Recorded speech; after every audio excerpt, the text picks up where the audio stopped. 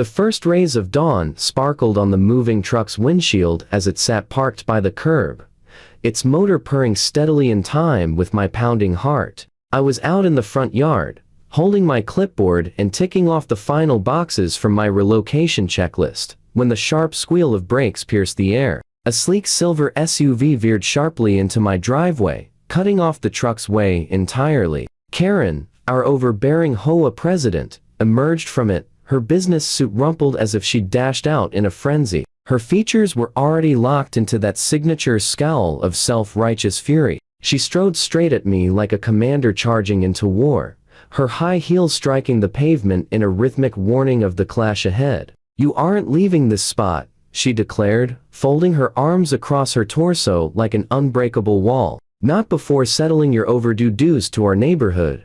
A knowing grin spread across my face as I slipped a hand into my coat pocket, retrieving the bulky manila envelope I'd kept ready for precisely this showdown. Its heft brought a sense of triumph to my grip. All those months of groundwork packed neatly into one decisive bundle. "In fact, Karen," I replied, my tone smooth and serene like a glassy lake, "I've got just the thing for you."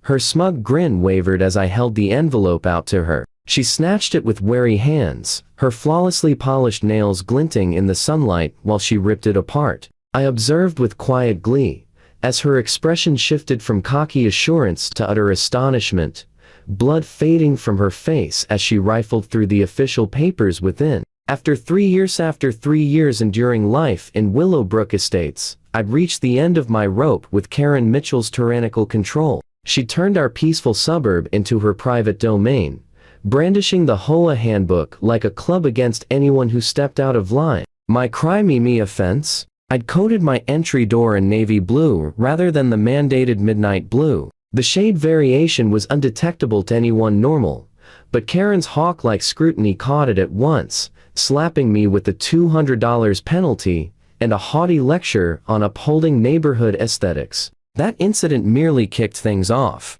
Across the years, penalties piled up for lawn blades exceeding 2 inches in height, a mailbox tilted 3 degrees from plumb, and holiday lights lingering until January 2nd instead of midnight on the 31st. Every infraction arrived via Karen's classic condescending memo, invariably closing with, "In service to our shared community principles."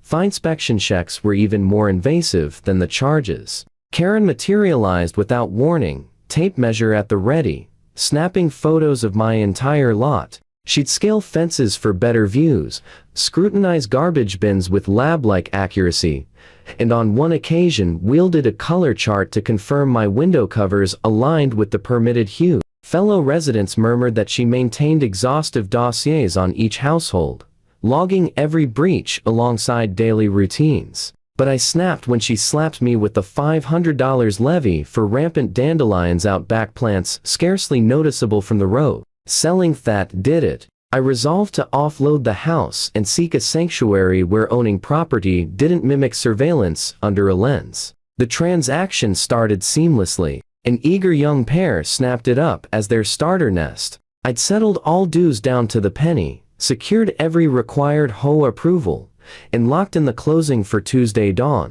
All seemed airtight until Loa concerned sigh. Just 5 days before departure, chaos erupted. The city permit desk rang first, stating my relocation authorization was yanked over unresolved HOA flags. Probing further, I learned Karen had lodged a grievance alleging risks of harm from the hauling rig to the grounds. Next, my agent phoned with fresh trouble. Karen had hounded the purchasers herself, alerting them to hidden flaws and urging a rethink of their bid. By the following morning, a flyer was affixed to my entrance, alleging a $3,000 tab for backlogged communal upkeep costs that had mysteriously never surfaced till now. It warned of slapping a lien on the deed unless cleared in 48 hours flat. My spotless credit score and unclouded ownership hung in the balance. A HOA meeting cornered Karen at the subsequent HOA gathering in the rec hall, forever reeking of stale brew and regret. She presided from the table's head, bookended by her sycophantic counsel, who bobbed agreement to her utterances like dashboard dolls. As I voiced my alarms over the surprise charges and permit snags, She flashed a smile chillier than a polar gale. "The HOA holds the mandate to safeguard asset worth," she intoned, her tone laced with phony empathy. "We've just uncovered multiple undocumented infractions from your stay. Plus, queries linger over harm to shared spaces on your watch. We're empowered to hold your closing funds pending fixes. Everything's by the book, I promise." The rest of the Pinelli couldn't sleep sidestepped my stare, fidgeting with documents anxiously. Tom, off Maple Street, appeared especially uneasy, shooting me a fleeting, sorry look before fixing eyes downward. A profound unease permeated the whole ordeal. That evening, sleep eluded me completely. Karen's arrogant smirk lingered in my mind as I lay awake, twisting in the sheets and reliving every cutting word she had spoken. At 3:00 a.m., I finally abandoned any hope of sleep, flipped open my laptop, and plunged into the HOA's publicly available records and court filings. What I uncovered sent an icy chill through my veins, quickly replaced by a searing wave of fury. What I found: Karen had been methodically tacking on fake charges to numerous homeowners' accounts. Late fees materialized for dues that had been paid promptly, with the original transaction dates somehow changed in the ledger. Unauthorized liens had been placed on at least 6 homes over the last year, all of them, not coincidentally, belonging to residents who were selling or who had openly defied Karen's rule. I learned that Tom from Maple Street had been saddled with the $2,000 landscaping penalty shortly after he cast a vote against Karen's plan to place ornamental rocks at the subdivision entrance. Sarah Chen had racked up repeated citations for architectural deviations ever since she dared to challenge the HOA budget during an open forum. The pattern was unmistakable. Karen was abusing her authority to retaliate against any hint of dissent and to swell the association's funds with invented penalties. By the time the sun rose, I had assembled a substantial dossier of proof bank records confirming timely payments, captured images of tampered entries, and a detailed chronology of vindictive measures taken against fellow owners. My next Calmy first outreach that morning was to Mitchell Graves, a lawyer who focused on HOA conflicts. Once he examined my evidence, he let out a slow whistle and delivered the phrase that ignited real optimism in me: "She's handed us everything required to dismantle her completely." Over the following 2 days, we constructed an ironclad case. Mitchell unearthed several breaches of state laws governing HOA operations, such as neglecting to issue proper notifications for assessments, falsifying financial data, and systematically intimidating residents. He drafted 3 key legal instruments: a cease and desist letter, an official grievance to the state real estate board, and a lawsuit seeking monetary compensation. Moving date scheduled departure date dawned with oppressive summer warmth, the atmosphere heavy with moisture and anticipation. The movers had already packed nearly all my possessions when Karen's SUV skidded to a halt, once again obstructing the truck. She stepped out, poised like a commander ready for combat, clutching her cell phone. A cluster of onlookers had assembled in nearby yards, drawn by the unmistakable scent of impending spectacle. Mrs. Patterson, from a couple of houses away, had even dragged out a folding chair. "I'm convening an emergency board session this instant," Karen proclaimed, brandishing her device like a sword. "You won't budge until your unpaid debts to this neighborhood are settled. The board will back me, as they always have." I remained composed, allowing her to vent about neighborhood guidelines and the necessity of adhering to protocol. When she finally stopped to draw breath, I retrieved the thick manila envelope. "Actually, Karen, I doubt the board will stand behind you much longer." Emergency board meeting. Her fingers shook faintly as she accepted the packet, her assurance cracking while she scanned the cease and desist demand. Her complexion underwent a dramatic shift, paling to ashen, then flushing with furious patches. Her gaze bulged upon reaching the attached summary outlining proof of her deceitful practices. "This is absurd," she stammered, though her tone had lost its customary command. "You have no evidence for any of it. I've only been safeguarding our home values, enforcing the rules that preserve this community's appeal." I grinned and motioned toward the expanding group of spectators. "On the contrary, the proof is overwhelming, and I'm far from alone in collecting it." Several others here have been tracking your inventive bookkeeping as well.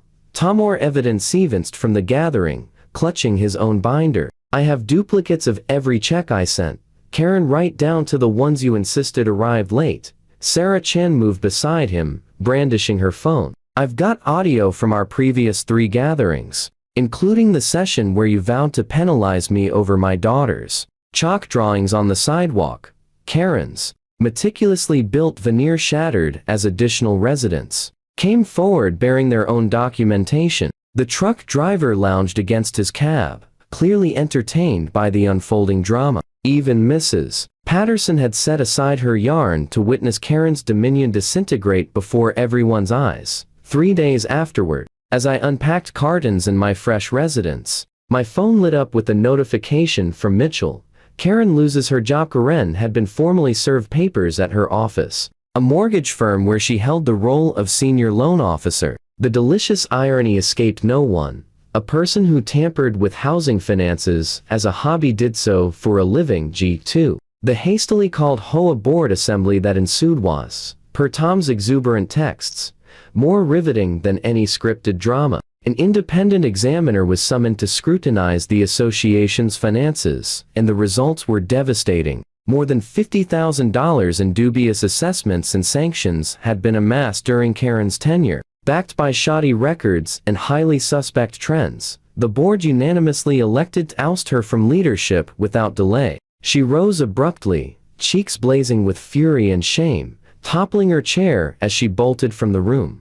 But consequently, the fallout extended far beyond that. The state real estate oversight body initiated a probe into her occupational behavior, while the prosecutor's office weighed felony fraud accusations. My personal suit drew in 7 more plaintiffs, evolving into a class action claim pursuing over $200,000 in restitution. The mounting attorney costs threatened to ruin her financially, and her professional certification hung in jeopardy.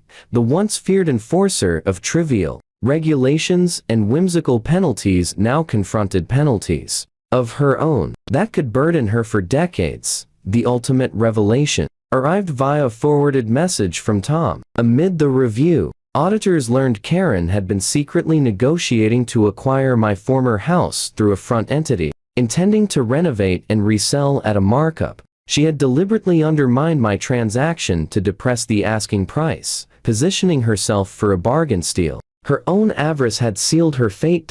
As I grew comfortable in my new community, one mercifully devoid of despotic HOA overlords, I got one final report. Karen had been found guilty of fraud, receiving 2 years of probation and 300 hours of mandated public service. In a touch of judicial irony, the court directed her efforts toward an organization that assisted owners battling exploitative HOA tactics. She remained in the dock, tears tracing down her cheeks as the verdict was announced. Her realm of minuscule dominance lay in ruins.